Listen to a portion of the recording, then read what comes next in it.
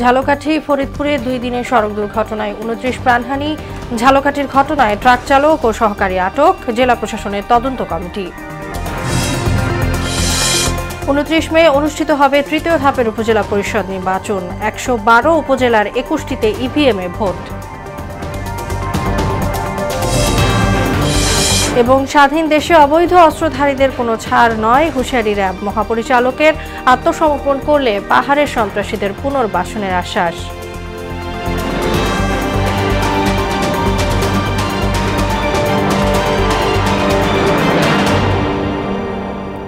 আসসালামু আলাইকুম, সবাইকে মোহনা সংবাদে স্বাগত। শুনছিলেন শিরোনাম, সঙ্গে আছি তাসনুবা বিনতে তাহের। এবার বিস্তারিত। ঐতিহাসিক মুজিবনগর দিবস উপলক্ষে জাতির পিতা বঙ্গবন্ধু শেখ মুজিবুর রহমানকে শ্রদ্ধা জানিয়েছেন প্রধানমন্ত্রী শেখ হাসিনা। সকালে ধানমন্ডি 32 নম্বরে বঙ্গবন্ধুর প্রতিকৃতিতে পুষ্পস্তবক অর্পণের পর কিছুক্ষণ নীরবে দাঁড়িয়ে থাকেন তিনি। প্রধানমন্ত্রীর শ্রদ্ধা নিবেদন শেষে আওয়ামী লীগ ও সহযোগী সংগঠনের নেতাকর্মীরা বঙ্গবন্ধুর প্রতিকৃতিতে শ্রদ্ধা নিবেদন করেন। শ্রদ্ধা শেষে দলের সাধারণ সম্পাদক ওবায়দুল কাদের বলেন, বিজয় সুসংহত করার পথে প্রধান অন্তরায় বিএনপির মতো সাম্প্রদায়িক শক্তি। এই অপশক্তিকে মুক্তিযুদ্ধের চেতনায় প্রতিহত করতে হবে।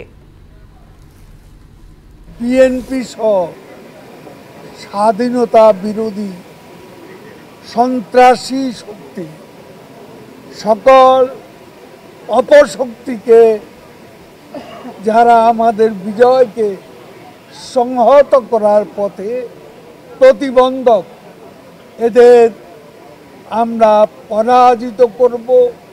আমাদের লড়াইকে আমরা এগিয়ে নিয়ে যাব। মধ্যপ্রাচ্যের যুদ্ধাবস্থার দিকে দৃষ্টি রাখতে ও সংকট দীর্ঘমেয়াদী হলে জ্বালানি তেলের মূল্য সহ বিভিন্ন বিষয়ে কিভাবে মোকাবেলা করা হবে তার প্রস্তুতি নিতে বলেছেন প্রধানমন্ত্রী শেখ হাসিনা। সচিবালয়ে মন্ত্রিপরিষদ সচিব মাহবুব হোসেন সাংবাদিকদের এমন তথ্য দিয়েছেন। এর আগে প্রধানমন্ত্রীর কার্যালয়ে প্রধানমন্ত্রী শেখ হাসিনার সভাপতিত্বে মন্ত্রিসভার বৈঠক অনুষ্ঠিত হয়েছে। এ সময় দীর্ঘদিন ধরে চলমান প্রকল্প দ্রুত বাস্তবায়ন করতে বা কেন বাস্তবায়ন করা যাচ্ছে না তা মন্ত্রিসভাকে জানাতে নির্দেশ দিয়েছেন প্রধানমন্ত্রী। সভায় মহেশখালী সমন্বিত উন্নয়ন কর্তৃপক্ষ আইন 2024-এর খসড়া নীতিগত ও চূড়ান্ত অনুমোদন হয়েছে। ঘটনা প্রবাহের দিকে নজর রাখতে এবং যদি দীর্ঘমেয়াদী হয় তখন যে সম্ভাব্য পরিস্থিতি হতে পারে, বিভিন্ন সেক্টরে যে ইম্প্যাক্ট করতে পারে, সেটি যেন সংশ্লিষ্ট সেক্টর থেকে এক্সারসাইজ করে প্রস্তুত করে এবং ওইটি মোকাবেলার জন্য যেন তারা পরিকল্পনা গ্রহণ করে প্রস্তুতি নিয়ে রাখতে বলেছেন সকল। ফরিদপুরে ঢাকা খুলনা মহাসড়কের কানাইপুরে মঙ্গলবারের সড়ক দুর্ঘটনায় পপি বেগম নামের আরও একজনের মৃত্যু হয়েছে। এদিকে ঝালকাঠির ঘটনায় সবশেষ মৃতের সংখ্যা 14 জন। এ নিয়ে দুদিনে এই দুই জেলায় মোট 29 জনের প্রাণহানি ঘটল। ঝালকাঠিতে 14 জন নিহতের ঘটনায় ঘাতক ট্রাক চালক ও তার সহকারীকে আটক করেছে পুলিশ। বিকেলে ঝালকাঠি গোয়েন্দা শাখার পুলিশ সদস্যের ছত্রকান্দা থেকে তাদের আটক করে। ঝালকাঠির পুলিশ সুপার আফরোজুল হক টুটুল এ তথ্য নিশ্চিত করেছেন। আটকরা হলেন চাপা দেয়া ট্রাকের চালক আলামিন ও তার সহকারী নাজমুল। আলামিন ঝালকাঠি সদর উপজেলার বাসিন্দা আর নাজমুলের বাড়ি খুলনায়। এ ঘটনায় তদন্তে 4 সদস্যের কমিটি গঠন করেছে জেলা প্রশাসন। মে মাসের 29 তারিখ অনুষ্ঠিত হবে তৃতীয় ধাপের উপজেলা নির্বাচন। 112টি উপজেলার মধ্যে 23টিতে ইভিএমে আর বাকিগুলোতে স্বচ্ছ ব্যালটে। সকাল 8টা থেকে বিকেলে 4টা পর্যন্ত ভোট গ্রহণ হবে। বুধবার বিকেলে নির্বাচন কমিশনের 32তম কমিশন সভা শেষে ইসি সচিব জাহাঙ্গীর আলম তফসিল ঘোষণা করেন। নির্বাচনকে গ্রহণযোগ্য করতে কমিশনের নেওয়া পদক্ষেপ সময়ের সঙ্গে দৃশ্যমান হবে বলেও দাবি করেন তিনি। মনোনয়নপত্র দাখিলের শেষ তারিখ 2রা মে বৃহস্পতিবার। আপিল দায়ের 6 থেকে 8 মে সোম হতে বুধবার। ভোট গ্রহণ 29 মে 2024 বুধবার সকাল 8টা থেকে বিকাল 4টা পর্যন্ত। নাটোরের ঘটনাটি একটি ফৌজদারি অপরাধ। ফৌজদারি অপরাধের বিষয়ে ওখানকার আইনশৃঙ্খলা রক্ষাকারী বাহিনী তাৎক্ষণিক ব্যবস্থা নিয়েছেন। উনি মনোনয়নপত্র বাছাইয়ে বৈধ হলে তখন সে হবে নির্বাচন কমিশনের আওতায়, তারপরে তার উপর নির্বাচন কমিশনের নির্বাচন সংক্রান্ত আইনকানুন প্রতিফলিত হবে। উপজেলা নির্বাচনের নামে সরকার জনগণের সঙ্গে ভাওতাবাজি করছে বলে মন্তব্য করেছেন বিএনপির স্থায়ী কমিটির সদস্য আমির খসরু মাহমুদ চৌধুরী। যে দেশে ভোট নাই সে দেশে বিএনপি নির্বাচনে অংশ নেওয়ার কোনো সুযোগ নেই বলেও জানান তিনি। সকালে জাতীয় প্রেস ক্লাবে এক আলোচনায় অংশ নিয়ে আমির খসরু জানান, মানুষের অধিকার ফিরিয়ে আনতে বিএনপির আন্দোলন চলমান রয়েছে। এদিকে নয়াপল্টনে এক সংবাদ সম্মেলনে বিএনপির সিনিয়র যুগ্ম মহাসচিব রুহুল কবির রিজভী অভিযোগ করেন, ক্ষমতায় টিকে থাকতে সরকার গুমকে প্রধান হাতিয়ার হিসেবে ব্যবহার করছে। স্বাধীন দেশে অবৈধ অস্ত্রধারীদের কোনো ছাড় দেওয়া হবে না বলে জানিয়েছেন র্যাব মহাপরিচালক এম খুরশিদ হোসেন। পাহাড়ের সংগঠন কুকি চীনের সন্ত্রাসী কর্মকাণ্ডের বিরুদ্ধে অভিযান প্রসঙ্গে বলেন, যারা বিপদে গেছে তারা আত্মসমর্পণ করলে পুনর্বাসনের সুযোগ দেওয়া হবে। বিকেলে বান্দরবান সার্কিট হাউসের প্রশাসনের ঊর্ধ্বতন কর্মকর্তাদের সাথে মতবিনিময়কালে তিনি এসব কথা বলেন। যারা বিপদে গেছে তারা নিশ্চয়ই ভুল বুঝতে পারবে বলেও আশা জানান। তারা যতক্ষণ শান্তির পথে না আসবে ততক্ষণ পর্যন্ত অভিযান অব্যাহত থাকবে বলেও জানান র্যাব মহাপরিচালক।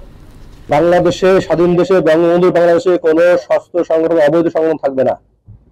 এটা শেষ না পর্যন্ত আমাদের অপারেশন অব্যাহত থাকবে এবং চলবে। আমরা ইনিশিয়ালি শুরু করেছি, পর্যায়ক্রমে আমাদের মাত্রা বাড়তে থাকবে। পার্বত্য অঞ্চলে যারা রয়েছে, তারা যে জাতি গোষ্ঠী যারা রয়েছে, তারা এলাকায় থাকবে, শান্তিতে তারা থাকবে। এটা সরকার চায়, সরকার প্রধান চায়। মূলধন সংকট, তারল্য ঘাটতি আর উচ্চমাত্রার ঋণ খেলাপিতে ভুগছে অধিকাংশ ব্যাংক। এ দৈন্যদশা উত্তরণে একীভূতকরণের আলোচনাও জোরে সোরেই চলছে। এমন অবস্থায় বেসিক ব্যাংক সহ 5টি ব্যাংক একীভূতকরণ হচ্ছে। অর্থনীতিবিদরা বলছেন, একীভূতকরণ শুধু একটি পদক্ষেপ, দুর্বলতা কাটাতে দরকার আধুনিক পলিসি। আর সমস্যা উত্তরণে মুদ্রানীতি সংকোচনের বিকল্প দেখছেন না সাবেক গভর্নর আতিউর রহমান। মনিরুল ইসলামের রিপোর্ট।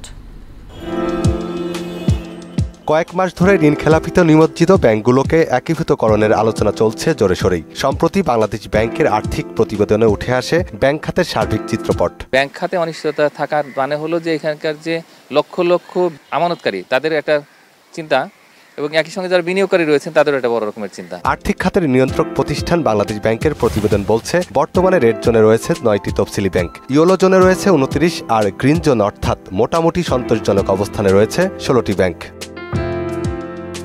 ব্যাংক খাতের এমন দুর্দশা নিরসনে বাংলাদেশ ব্যাংকও নড়ে চড়ে বসেছে। গ্রাহকদের আস্থা ফেরাতে সকল ব্যাংকে সতর্ক বার্তা প্রেরণ করে কেন্দ্রীয় ব্যাংক। ব্যাংক একীভূতকরণের প্রজ্ঞাপনে আইন প্রতিপালনে উদ্যোগী হওয়ার নির্দেশনাও দেওয়া হয়।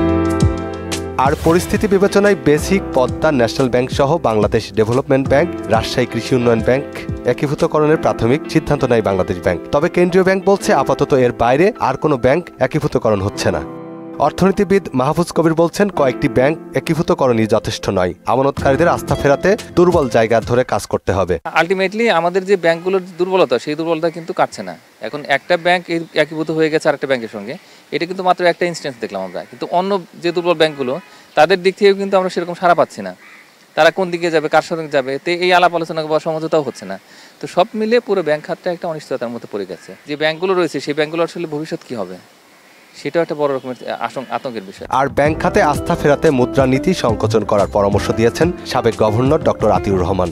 মূল্যস্ফীতি কমাতে হলে পরে অনেকগুলো পলিসি একসঙ্গে নিতে হয়, এবং প্রধানত কনভেনশনাল যেটা উপায় সেটি হলো মনিটারি পলিসিটাকে সংকোচনমূলক করা, অর্থাৎ মুদ্রানীতিকে সংকোচন করা, বাজার থেকে মুদ্রা সরবরাহ তুলে নেওয়া, যাতে করে বেশি টাকা বাজারে যাতে না থাকে, মানুষের চাহিদা কমিয়ে ফেলা। এই নীতি গ্রহণ করে শ্রীলঙ্কা তাদের ভঙ্গুর অর্থনীতিকে অল্প দিনেই সবল করতে পেরেছে বলেও জানান তিনি। অনেক দেশে এটা করেছে, এমনকি শ্রীলঙ্কা এটা ব্যবহার করে তাদের মূল্যস্ফীতি অনেকটা কমিয়ে এনেছে, 40% থেকে এখন 4% নামিয়ে এনেছে।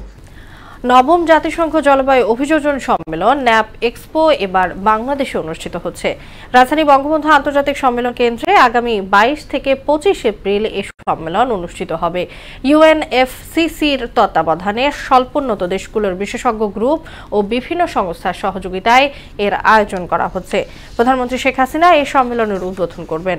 সচিবালয় প্রেস ব্রিফিংয়ে এই তথ্য জানান বন ও পরিবেশ মন্ত্রী সাবের হোসেন চৌধুরী। ন্যাপ এক্সপোতে অংশ নিতে 104টি দেশের 383 জন অতিথি রেজিস্ট্রেশন করেছেন বলেও জানান তিনি।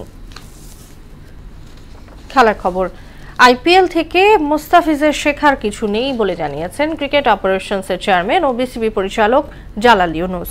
বাংলাদেশ ক্রিকেট বোর্ড বিসিবিতে সাংবাদিকদের সঙ্গে আলাপকালে জালাল ইউনুস আরও বলেন, ছুটি কাটিয়ে খুব দ্রুতই বাংলাদেশ দলের সঙ্গে যোগ দিবেন প্রধান কোচ চন্ডিকা হাথুরুসিংহে।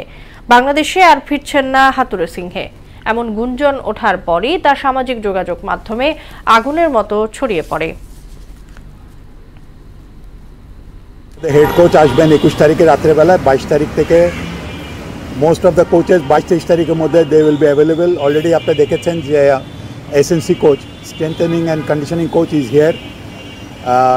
জিম্বাবুয়ে সিরিজের আগে আমাদের নতুন যে একজন কোচ, আমরা স্পিন বোলিং কোচ দেখেছেন মুশতাক আহমেদ আসার কথা, আশা করি জিম্বাবুয়ে সিরিজে আগেই এখানে চলে আসবে। তো মুস্তাফিজের থেকে শিখতে পারে, ওইখানে আইপিএল অনেক প্লেয়াররা, এতে বাংলাদেশের কোনো বেনিফিট হবে না, এটা মুস্তাফিজের কাছে থেকে অন্যদের বেনিফিট হবে।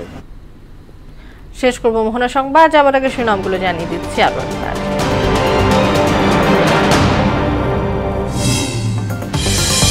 ঝালকাঠি ফরিদপুরে 2 দিনের সড়ক দুর্ঘটনায় 29 প্রাণহানি। ঝালকাঠির ঘটনায় ট্রাক চালক ও সহকারী আটক, জেলা প্রশাসনের তদন্ত কমিটি। 29 মে অনুষ্ঠিত হবে তৃতীয় ধাপের উপজেলা পরিষদ নির্বাচন। 112 উপজেলার 21টিতে ইভিএমে ভোট। এবং স্বাধীন দেশে অবৈধ অস্ত্রধারীদের কোনো ছাড় নয়, হুঁশিয়ারি র্যাব মহাপরিচালকের। আত্মসমর্পণ করলে পাহাড়ের সন্ত্রাসীদের পুনর্বাসনের আশ্বাস।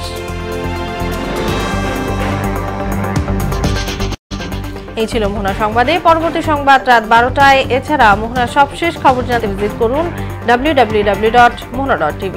সংবাদ দেখতে পান ফেসবুক ও ইউটিউবেও। এতক্ষণ সঙ্গে থাকার জন্য সবাইকে ধন্যবাদ।